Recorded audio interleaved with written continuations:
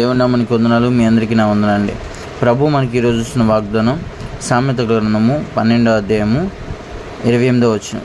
నీతి మార్గం నందు జీవం కలదు, దాని త్రోవలో మరణమే లేదు. Praise lord.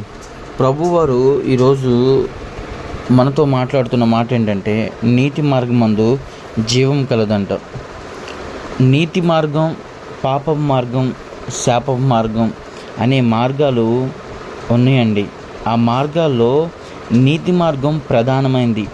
ఒక విశ్వాస జీవితంలో, ఒక విశ్వాస కాని వారి జీవితంలో నీతి మార్గం అనేది ఒకటి ఉంటుంది, పాపం మార్గం అనేది ఒకటి ఉంటుంది.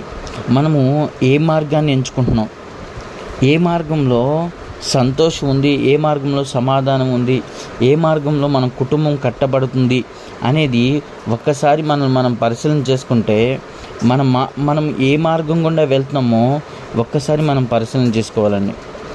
మనము పాపం మార్గాన్ని ఎంచుకుంటున్నామా, లేదా శాపపు మార్గాన్ని ఎంచుకుంటున్నామా, లేదా నీతి మార్గాన్ని ఎంచుకుంటున్నామా?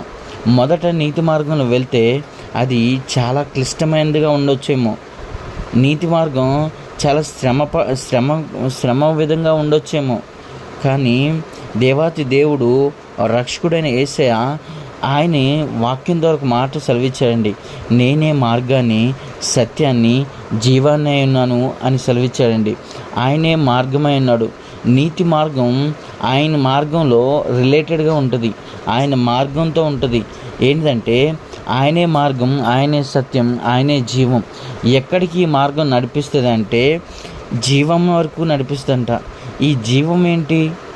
ఈ లోకంలో మనం కూడా జీవిస్తున్నాం కదా.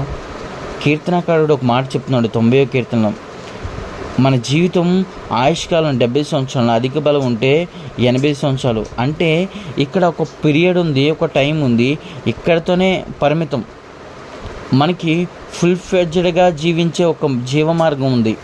ఆ మార్గంలోకి ఏమి నడిపిస్తుంది అంటే జీవ మార్గం నడిపిస్తుంది, నీతి మార్గం నడిపిస్తుంది.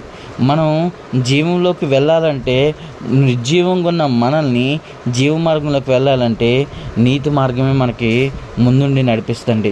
ఈరోజు నీతి మార్గాన్ని మనం ఎంచుకుంటున్నాం. మనము నీతి మార్గం వైపు చూసుకుంటూ వెళ్తున్న మనము, ఆయన వైపు చూస్తున్న మనము, దేవుడు మన జీవితంలో జీవ మార్గం గుండా వెళ్ళే కృపని అందరికీ దయచేయాలని కోరుకుందామా?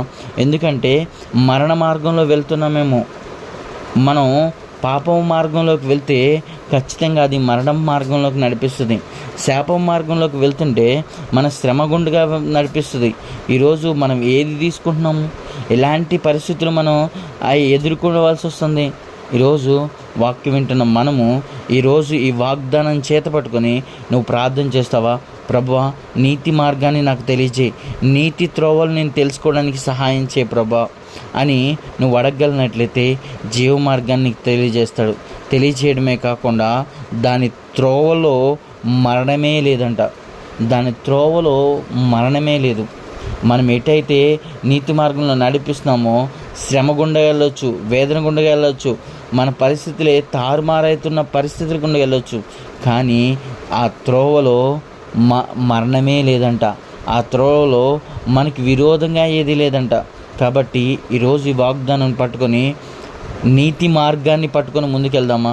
నీతి మార్గాన్ని పట్టుకొని ముందుకెళ్ళినట్లయితే దేవుడు మన జీవితంలో అద్భుత కార్యాలు చేయడానికి సిద్ధంగా ఉన్నాడు. అలాంటి అద్భుత కార్యాలు పొందుకోవాలని నువ్వు సిద్ధంగా ఉన్నట్లయితే ఒక్కసారి ప్రభువుని అడుగు.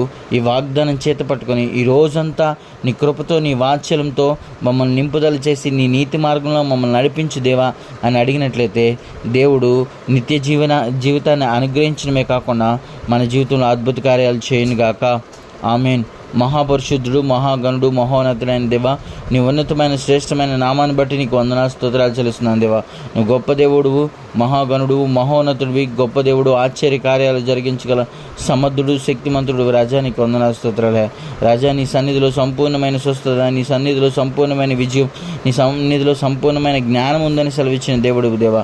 నువ్వు దయగలిగిన దేవుడు, కృప కలిగిన దేవుడు, నా నేడు ఏకరీతిగా ఉండే దేవా, నీకు వందనాలు, స్తోత్రాలే.